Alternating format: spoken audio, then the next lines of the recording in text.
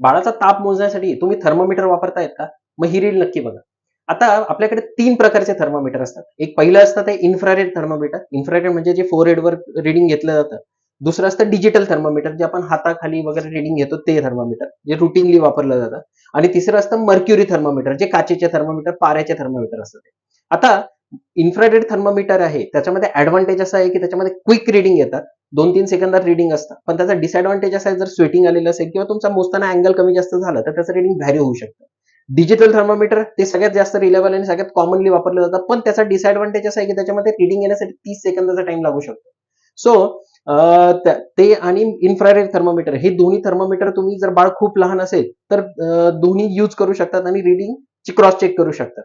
आणि तिसरं थर्मोमीटर ते जे आजकाल कॉमनली वापरलं जात नाही, पण जे सगळ्यात जास्त रिलायबल आहे, पण ते आहे मर्क्युरी थर्मोमीटर, म्हणजे आपलं काचेचं थर्मोमीटर. पण त्याच्यामध्ये इंज्युरी होण्याची रिस्क जास्त असते. प्लस मर्क्युरी लीक झाली तर त्याच्यामुळे पॉइझनिंगची रिस्क असते. सो ते थर्मोमीटरनी कधीही तोंडात ओरल टेम्परेचर घेऊ नये. त्याचं नेहमी आर्मपिटमध्ये म्हणजे हाताखालीच टेम्परेचर घेतलं पाहिजे.